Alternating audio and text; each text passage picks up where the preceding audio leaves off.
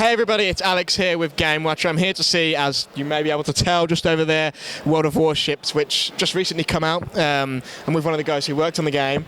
Do you want to tell me and everybody a bit about who you are and what you do on the game? Yeah, sure. So I'm Arthur Pulchennik. I'm the global publishing producer for World of Warships. And that basically means that I'm driving the ship. I'm steering the ship. You are literally the captain. I'm the admiral, yes. The admiral. Nice, nice. So, obviously, this event is actually taking place a little bit after launch. So how are you feeling about how launch has gone so far? Launch has gone reasonably well. We're pretty happy with the community sentiment. It's perfectly fine, you know. Awesome. How do you feel you differentiate yourself from tanks, apart from the obvious difference? It's kind of a tricky question because the obvious difference is kind of a very broad topic to talk about, you know. So, in general, aside from the fact that they have tanks, we have ships, we have significant gameplay differences in the sense that the game is much slower, but it's also more team-based. It has more of a tactical and more of a strategic focus as well. And then we have just the fact that they have one gun and one bullet, and we have massive amounts of guns and massive amounts of bullets. Which more is sort of better? More is better, and we have bigger and better. Awesome. So, obviously, a really big area for the tank side of things is starting to become the eSports aspect. In your position, is that something that you really have aspirations towards with ships now? Not yet. So we didn't plan this as an esports game from the beginning, just because on the design side, when we thought about how the game would play out, whether it would be a slow shooter game or a more of an RTS game or something else, we didn't kind of see warship engagements as typically a competitive kind of type of game mode. So right now we just introduced ranked battles, and that's kind of the first door into the esports competitive gaming environment for the game.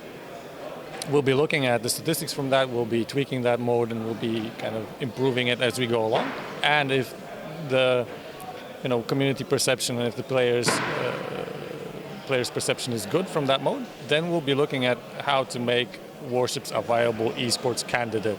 Because if you think about it, it's not only about the guys playing it competitively, but it's also about a certain feature set for people to be able to follow, to look at it, spectate, and all that stuff. And that needs to be developed first. Awesome. And you obviously mentioned patches there. In any competitive game, that's a pretty big deal. Is there anything different about how you guys on ships are approaching how you are doing balancing and patching versus tanks, or are you kind of following the same sort of mold that those guys have now found, the groove they've found over the years?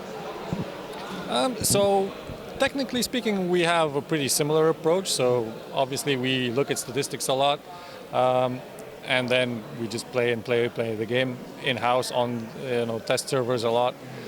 And then if everything is fine, then everything's fine. And if something is overperforming or underperforming, we take steps to kind of bring that in line. And that's just how it works. This may be an early one to ask, but obviously Tanks has just made the move twice now over to console. Is that something you guys ever have any ambitions towards, or are you guys more serious about the PC? Because this is a more RTS feeling sort of game in a way. I don't think it's about aspirations at this point, but right now we are focused in bringing the certain feature set and certain gameplay quality to one platform, when we're kind of happy that we have everything that we've wanted to include on that platform and are ready to look at other platforms. Then we'll look at it. On the development side, we did do some testing for pad controls even for PC. And for most of the ship classes, it did play pretty well on a normal USB pad controller. So if at any time we decide that the game is ready to be ported onto a console, then at least on the controller side should play fairly well. And as far as development goes, obviously, like you say, patching, testing, all that stuff, how far in advance are you already decided, so to speak. So if people are talking about things now at post-launch and have ideas, how long is the pipeline of stuff you've already got going before you might see something, a reaction to things people have been saying the last couple of weeks, for instance? So the pipeline is fairly easy. If we're talking about certain things right now, the earliest that you can see it is the patch after next. It's a 2-patch pipeline. That's really short. Well, it's not as short as you might think. You know, a patch pipeline is anywhere between 1 and 2 months. So that's actually, if you think about the time for you as a player being between 1 and 4 months, that's a fairly long time. It all depends on the situation, but... Yeah, and for you on the production side, in line with that, how different is it now curating the game post-launch versus where you were working on a product that wasn't actually released or was in beta? It's not any different at all. It's the same type of pipeline. It's just the amount of players and amount of feedback that is pouring in is bigger. But obviously, previously we also had a set up certain pipeline where we would get the feedback that we needed. And now it's just grown into a kind of a natural thing that happens. So we get the feedback and then we work on it. Awesome. And to wrap up, is there any particular thing about the game that you want people to notice from your position? Is there anything that you want to point out to people, to the players at home? Point out to the players at home when they're playing.